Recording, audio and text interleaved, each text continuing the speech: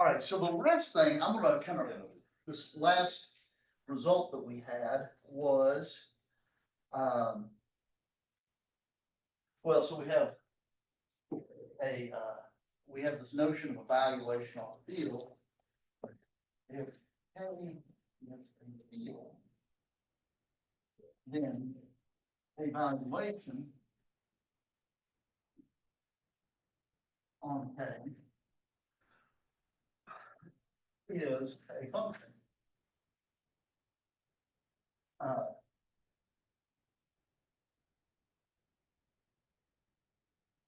That takes, it's some function, we'll call it, takes the non-zero elements of K into G,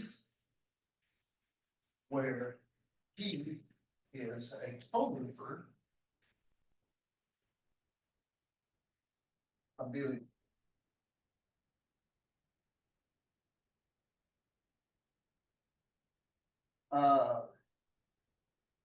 Which just means it's an abelian group and there's a total ordering on it. So given any two elements in the group, you can determine which one is bigger than the other one. Satisfying one.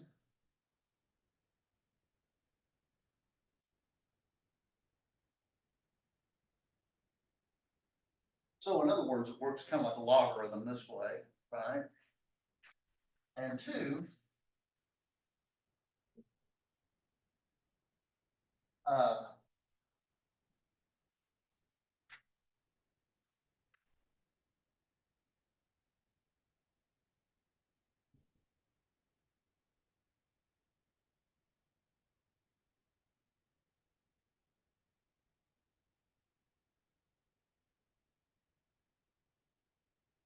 and it's got this thing.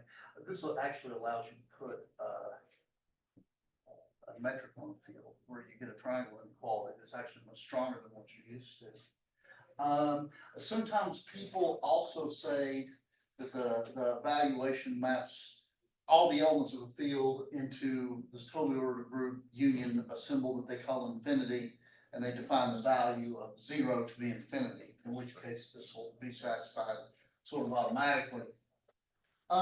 What's your favorite example of a totally ordered abelian group besides 0?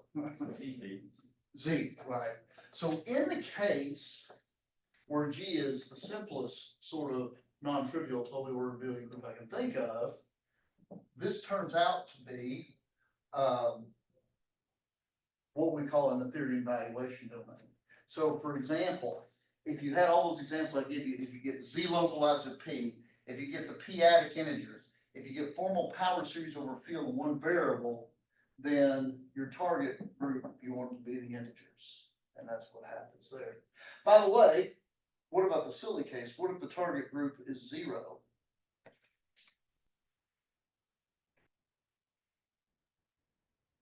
Well, you can certainly do this, but let me kind of point here. The last theorem we had, let B, or I'm sorry, let A be. Our entire field is stuff. Right. Let K be a field with valuation D. If we let V equal all the stuff in K star, such the value of X is greater than or equal to 0, and then you throw in the element 0, then this animal is a valuation domain.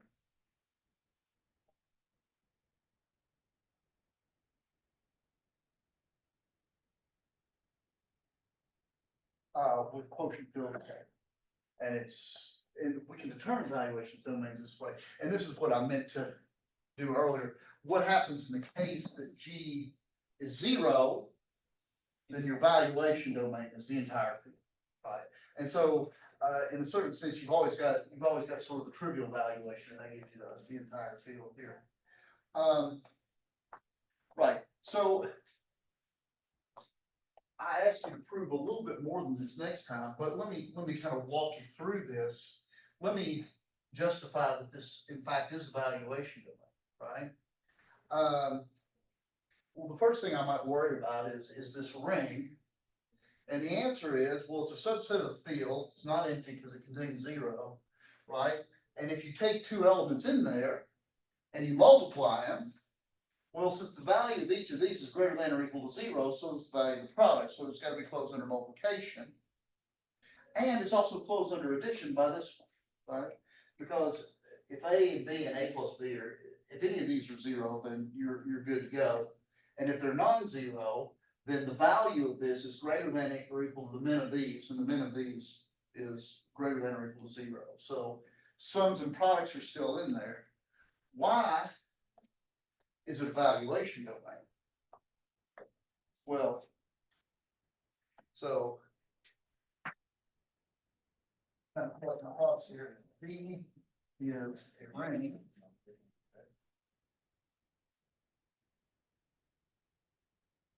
Well, the reason it's a valuation domain is fairly straightforward. V is a ring by the reason we talked about before, and if Z is in a star, then or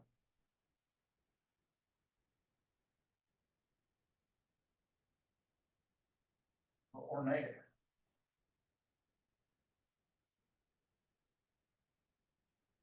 Because either Z is greater than or equal to zero, or Z is less than or equal. Well, see, I said it's not zero, so it's one of these actually, isn't it? Right? This is where I'm using the fact that G is totally ordered. So if I pick an arbitrary non-zero element out of the quotient field, since it's not zero, it's either bigger than zero or it's less than zero. If this is the case, then Z is in V. If this is the case, then 1 over Z is in V. Because the value of Z inverse is minus value of Z. And this follows from the fact that, from this right here, and it's easy to see the value of the unit has to be zero. Okay, so this thing is in fact a valuation domain, and the valuation part gets that it's a ring, and the totally ordered part gets that it is actually a valuation domain. Okay, any questions on that? Okay, from valuation domains, we step into some new territory.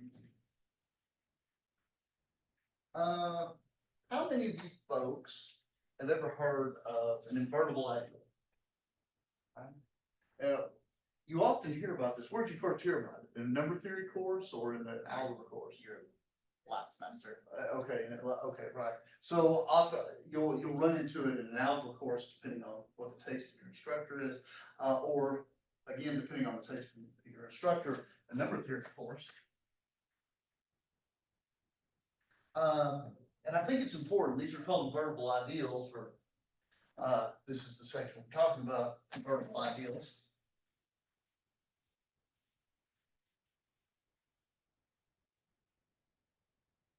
But these ideals are not restricted to be inside the parent ring. So it's a generalization of this. We need to start off with the notion of a fractional ideal. Definition.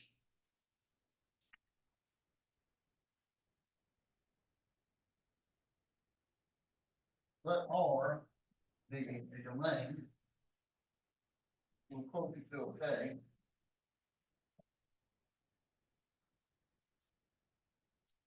Now, we say I in K, so I'm going to look at a subset of K is a fractional ideal.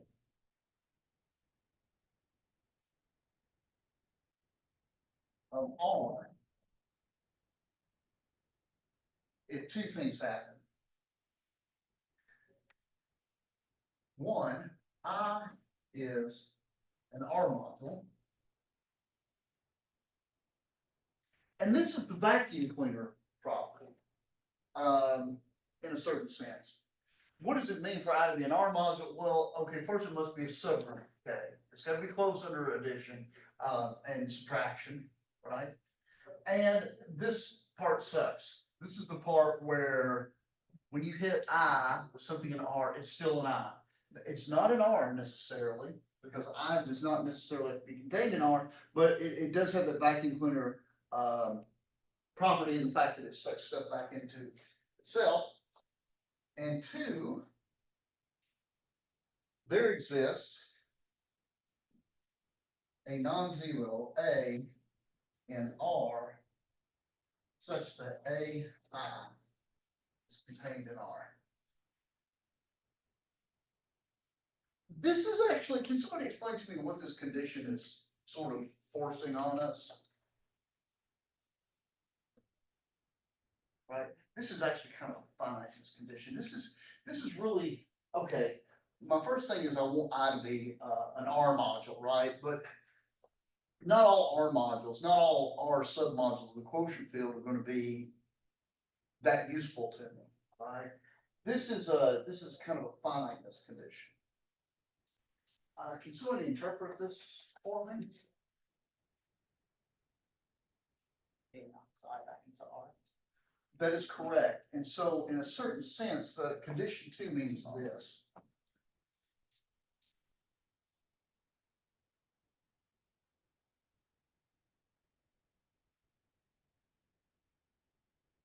So two means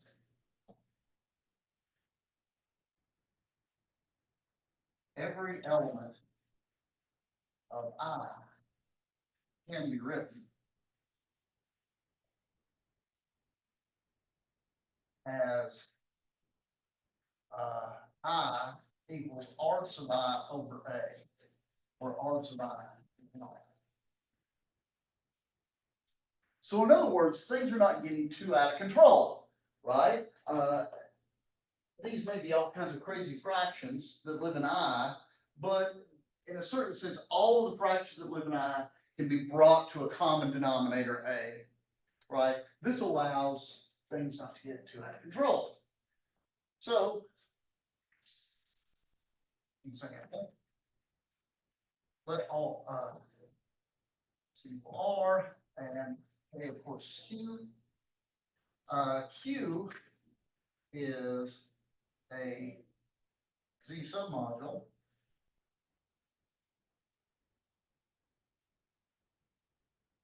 of Q. So it satisfies that first condition, but is not.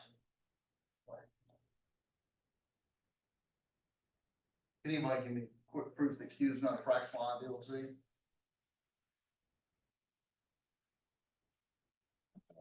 Primes, so it can. Right, if in Q is contained in Z, factor this into primes, there's only finitely many of them, take the biggest prime, and now take the next prime on the list that Euclid gave us, and you'll see that this doesn't work. Right.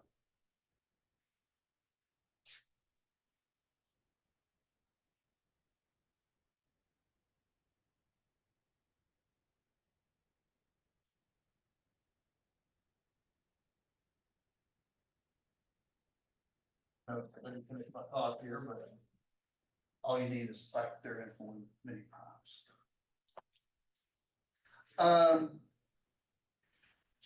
Okay, can somebody give me an example of an R module or a fractional ideal?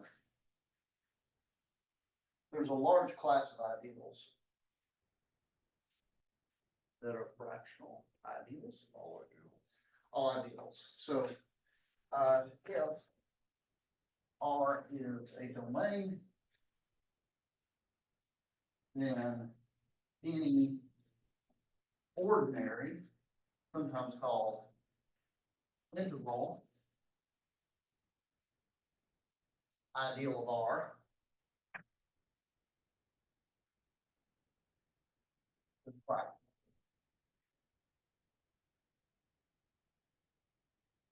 Because if I is contained in R, then I is an R module, right? The vacuum cleaner property gives us that.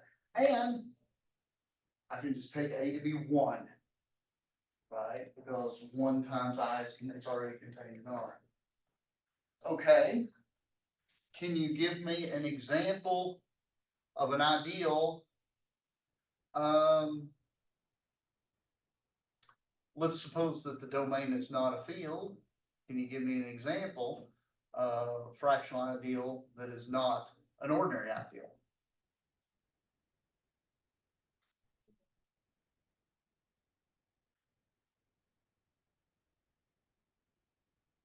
Suppose R is a domain,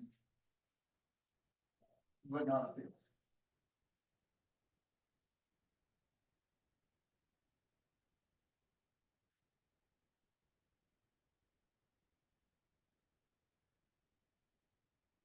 Pick some element that's, in the field but not in R, and then look at the submodule it generates and. So like, B inverse times R. Okay, right. So I would do it this way.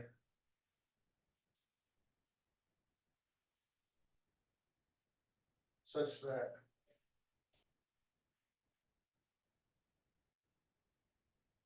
pick an element of R that's not a unit. And I know that I can do this because it's not. 1 over X times R, which is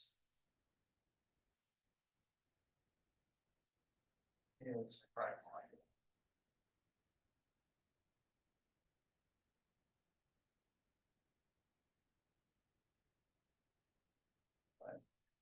Certainly, this is a fractional ideal. It's certainly closed under addition and multiplication, and it's closed under the vacuum cleaner property. So this is our submodule quotient field, and I can choose my A to be X, right? And it's not in contained in R, right? If my A is X, what happened with an element, for example, R squared over X squared? I'm glad you brought that up because R squared over X squared is not in there, right? This is just a module. Right. Okay. Yeah, and that's an important thing, and I'm really glad you brought that up because what you're used to in an ideal, so in an ordinary ideal in a ring, if you take alpha and beta, both elements of that ideal, you can multiply them, they're still in the ideal. But the key is that's because alpha and beta are not only in the ideal, but they're both in R. It's behaving like a, here, for a general one, if it's outside of R, then you cannot expect it to be closed under multiplication, right? Only multiplication from elements of R. And Bradley, what you said, I think, so we can generalize this a little bit without having to worry about, this is of course not in, this is not contained in R because of the fact that X is not a unit, right? So in particular, 1 is not in there. Like 0.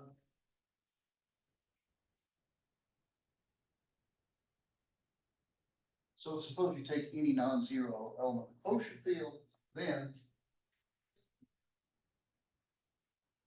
alpha R is a fractional ideal.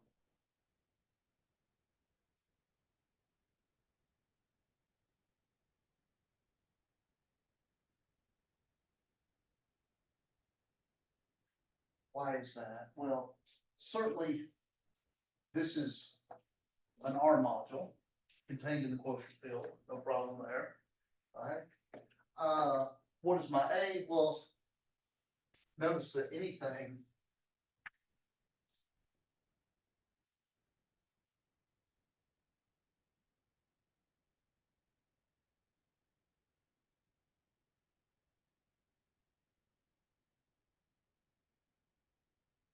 notice, of course, this alpha here can be written as a fraction B over A, where A and B are both in R, and notice Z is alpha R equals B over AR, and so AZ equals BR, which is in R. So namely, the A works, right? So we might, using a notation that I think is kind of, we might call such a fractional ideal principle, right? Because notice if you restrict to the case where alpha is an R, then you get the usual definition of principal ideal. Notice that any principal ideal is fractional. Right. Okay, any questions so far?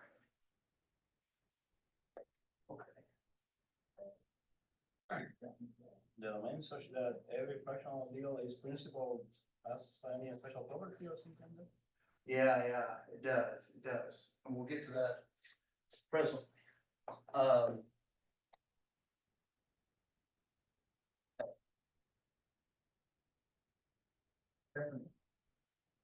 Four, two, two. What are the domain?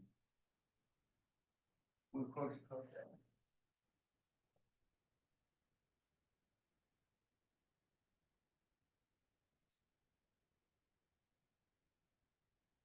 And a fractional ideal.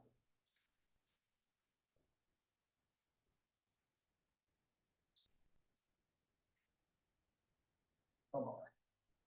So I was going to fractional ideal things. Redefine inverse. This is sometimes called the inverse of the ideal I. And what is this mass? It is the set of X in the quotient field such that X times I back in R. Now notice, if I is a fractional ideal, then this thing right here has to be non-zero, right? Because you know, if nothing else, there's some A in the ring, such that A, I is in R. So there's got to be some non-zero element of this. So this is a non-zero thing if I is fractional, right? Sometimes this is also written this way. So what am I doing here? Some of you like this conductor notation. It's all the stuff in K, or sometimes it's written with the K under the colon that knocks I back into R.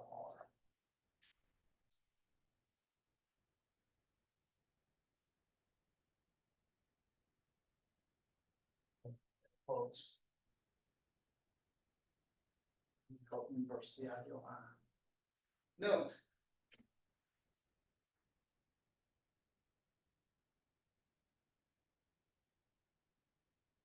Notice that by the very definition of I inverse, that I times I inverse is contained in R.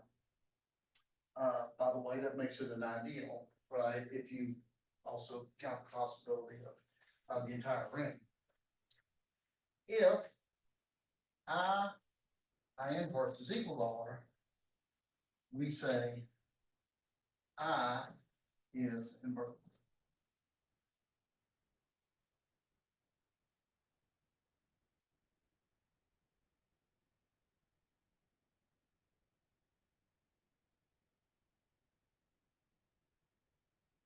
Okay. Examples.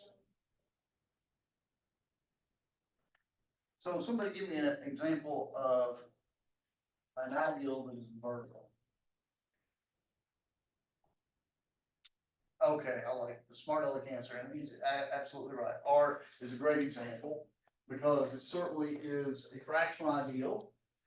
And its inverse will be everything that knocks R into R, right? So it's gonna be R itself, right? And so, yeah, no problem at all.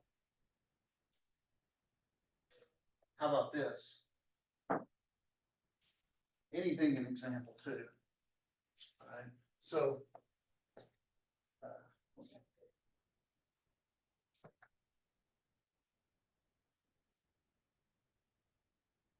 Let's make this observation here.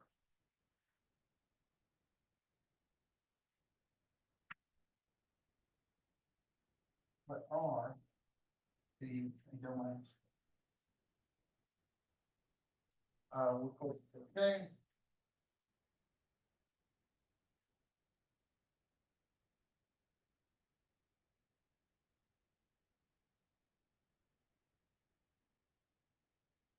Where I is equal to alpha R, where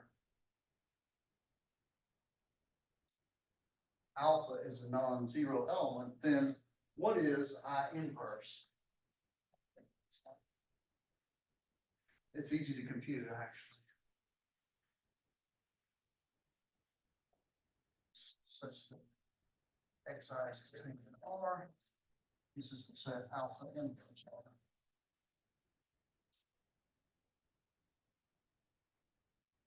And notice I inverse is the principal ideal alpha R times the principal ideal alpha inverse R, which is R. So all principal ideals are invertible. When you say principal non-zero ideals are invertible, and their inverse is what you think it would be. It's the reciprocal of that, which shows that zero is a problem, right? Okay, so all principal ideals are invertible. Can anybody give me an example of an ideal that's not invertible?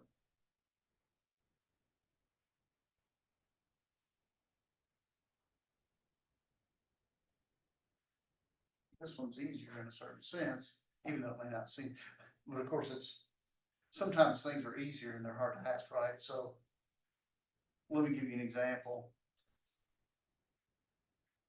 Somebody name me a transcendental number that is not pi or e, right? And of course, almost everything in the analysis sense on the real line is transcendental, but if I take those off the table, in fact, the best way to do that is to give it to me in a back decimal extension. Almost everything, almost every ideal that you encounter, every ordinary ideal is not invertible. It's actually, all principal ideals are invertible, but once you leave that realm, it's, being invertible is very, very strong. In fact, it means it's a rank one projective R module, right? And so we might get to that later, but most modules aren't projective. Let me give you an example. This is about the easiest one I can think of. Let's take any field K and put KXY. Now, I am going to take I, the maximal ideal generated by X and Y. Right? Notice this is maximal because this thing mod this is just the field K. Right?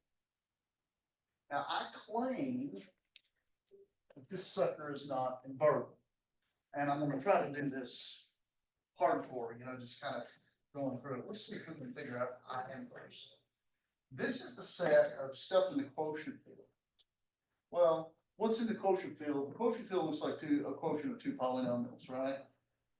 It's a set of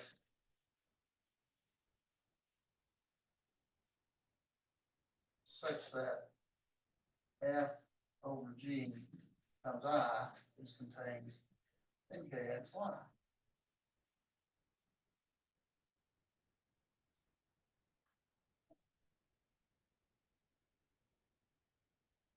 Okay with that.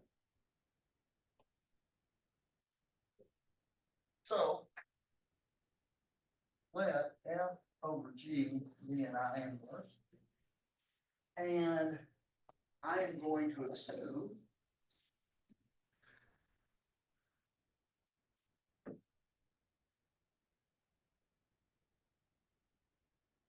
that GCD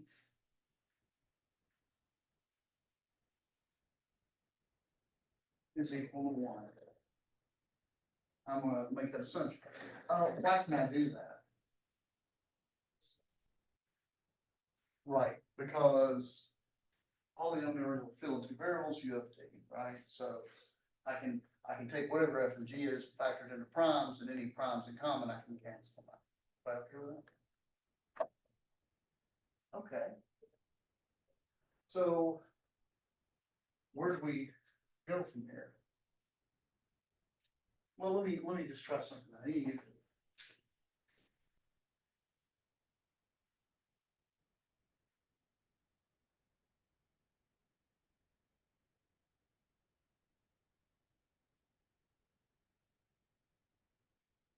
Because of the fact that f over g is an I inverse, it's gotta throw everything in I back into the ring.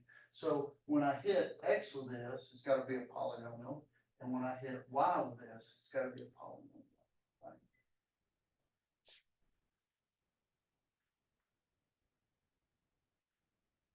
So it looks to me like I get a couple of equations. I get f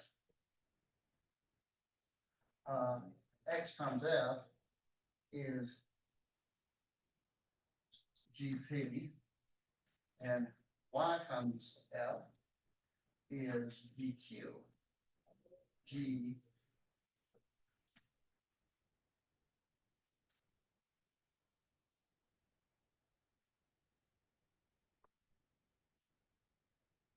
Okay, so where can I go from here?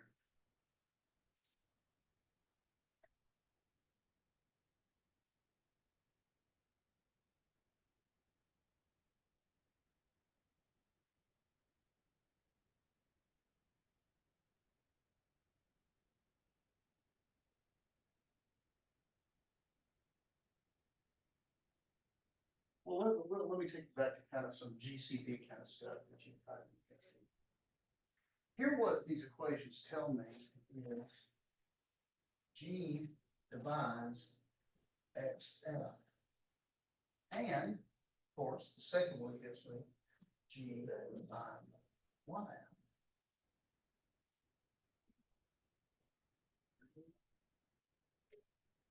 But, what do you know about FD or co-prime? So what does this mean?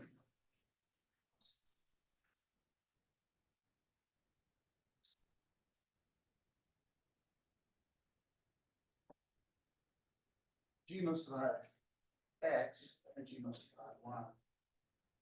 Right? I agree with you. But X and Y are prime.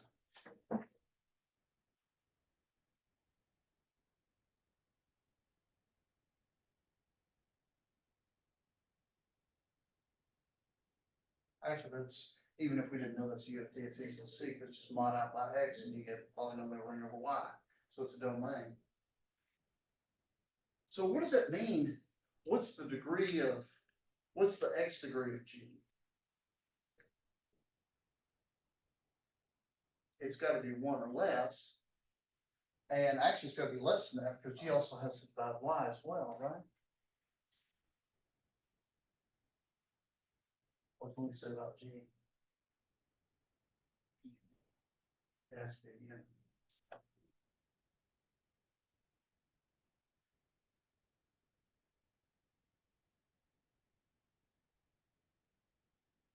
So G is a unit. And F over G is in RXY. So, where are we at this junction? Well, where we are is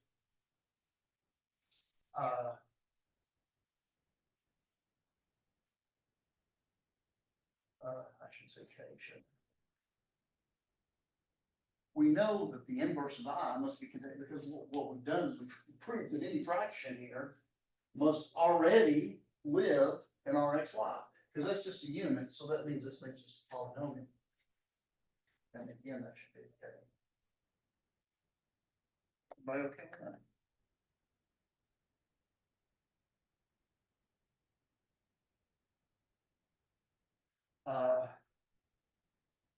So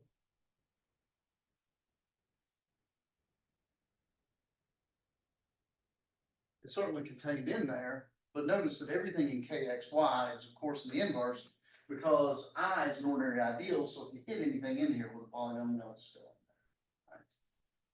So I inverse is this maximal ideal times K XY. And of course, that doesn't do anything, so this is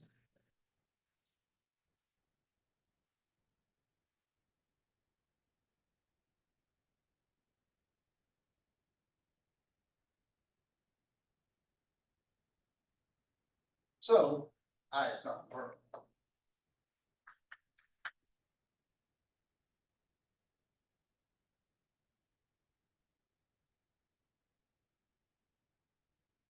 Okay. Here's a $64,000 question. And what we've shown is every principal ideal is not zero, it's invertible.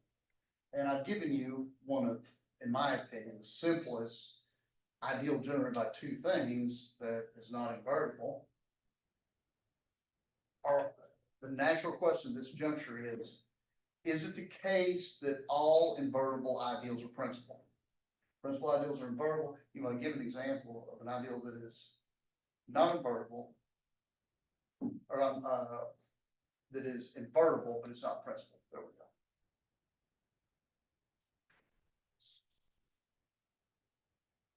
I should look and see adjoining square root minus 5. I think we should do that. Let's do that. That's one of the places we could look. Let me make an observation here to sort of expand on this catalog example. So, I think, let me see if I prove this later, because I always get excited and do this stuff.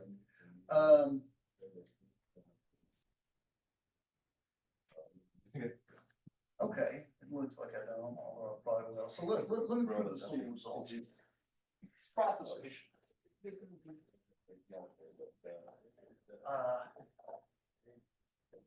Let I be fractional.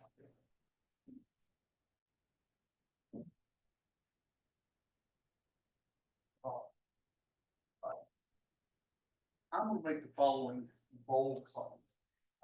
And this proposition is interesting in its own right, but it'll be useful in the example that I'm gonna use here. I is inverted.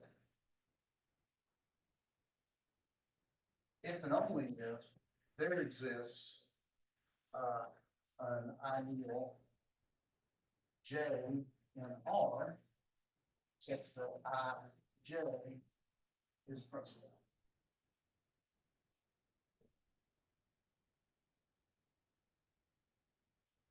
And yes, you were reading right. Actually, it doesn't have to be here, but I'm saying that you could take non-zero ideal J such that I J is principal. So if it's invertible, then this happens. That is, if it's invertible, there has to be a non-zero ideal inside R, like our old warm and fuzzy, snuggly, nostalgic ideals that live inside of J such that IJ is equal to a principal ideal, and conversely. So let's prove this. Suppose I is invertible. Then I inverse is equal to R.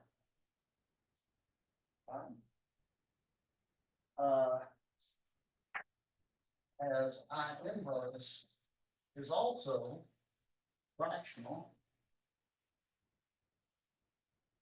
fraction all, then there exists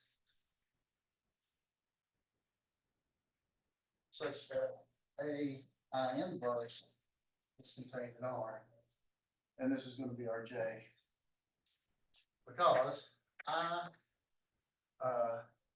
AI inverse, and this piece is an ideal of R,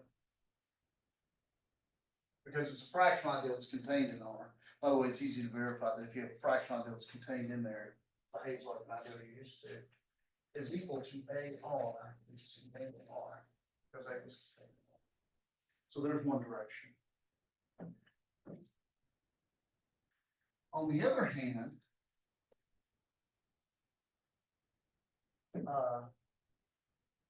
so for the, now suppose there exists J such that IJ equals, let's say X R, where X is non-zero R. That is, suppose IJ is principal. Notice that I 1 over XJ is equal to R. That's an easy conflict, so then.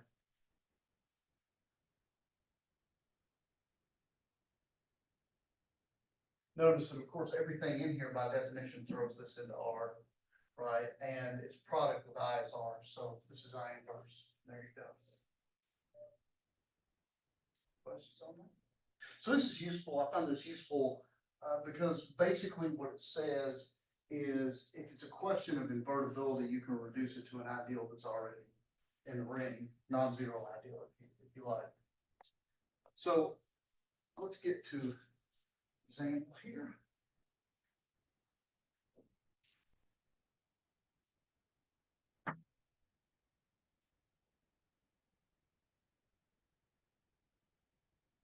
Consider ring R. Which one did you say? Square root of -5? We'll go with that.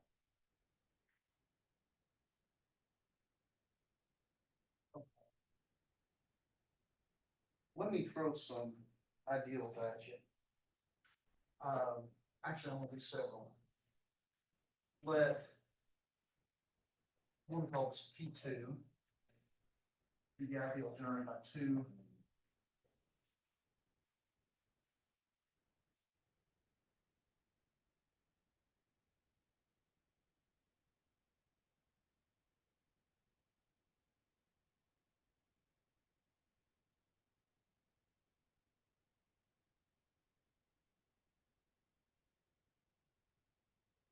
I'm gonna list those 3 ideals here.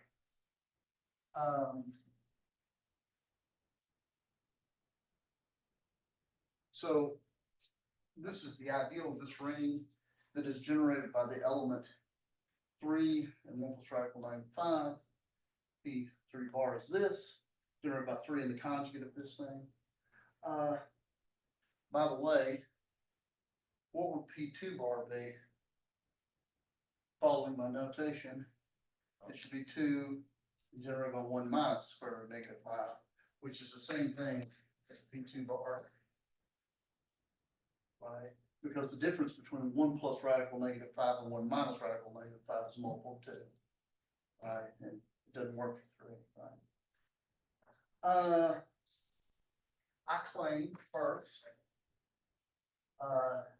these are all proper.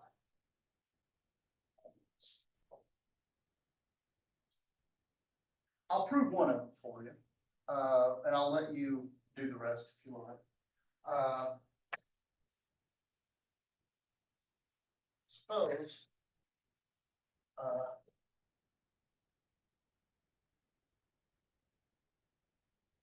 suppose that, I mean, that's one thing, I mean, this would be a silly example if these are all principal. I could run a bunch of generators down and it could be the same. Well, if you look, there exists, A plus D radical -5, C plus D radical -5, such that 2 plus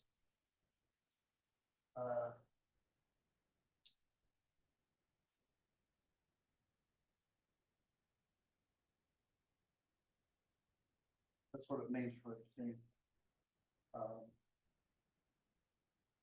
problem.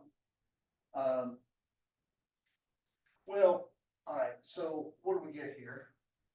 Well, I'm gonna get a radical -5 term and an integer term, so I get 2A plus C minus 5D.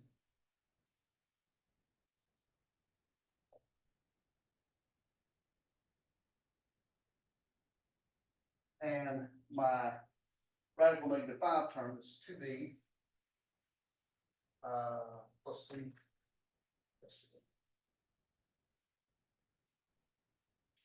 Everybody cool with that so far? This gives me the system of equations. 2A plus C minus 5D should be 1.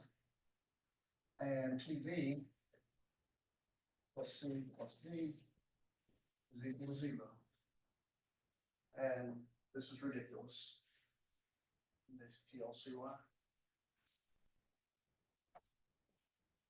Okay.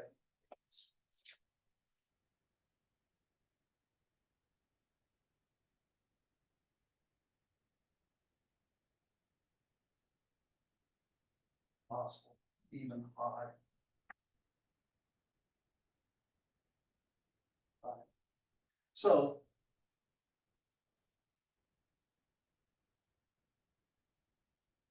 This is pretty good, this is proper idea. I will let you verify the other ones, it's very similar, almost exactly like this. Okay, the next thing I need is. Now, suppose. Two.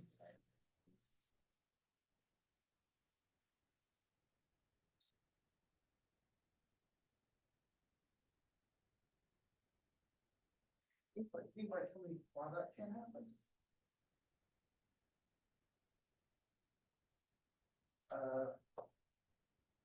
Let me remind you, if.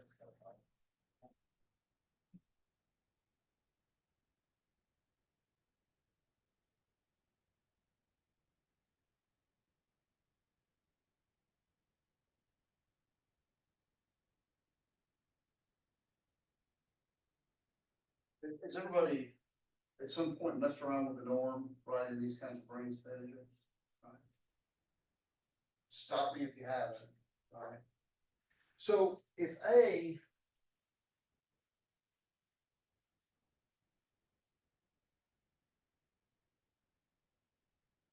Then A divides 2 and A divides 1 plus radical negative 5. Can we agree on that? Because the principal idea is to have both. Therefore, by properties of the norm of A divides the norm of this, which is 4, and the norm of A divides the norm of this, which is 6.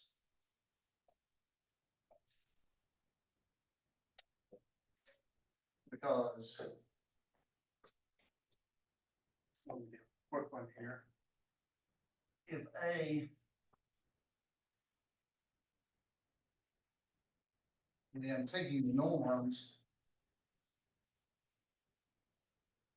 and the norm, if you remember from doing these kinds of problems, is multiplicative. And that's an integer, and this is 4. And of course I did that wrong, didn't I? I wanted A to divide 2. A divides 2 means,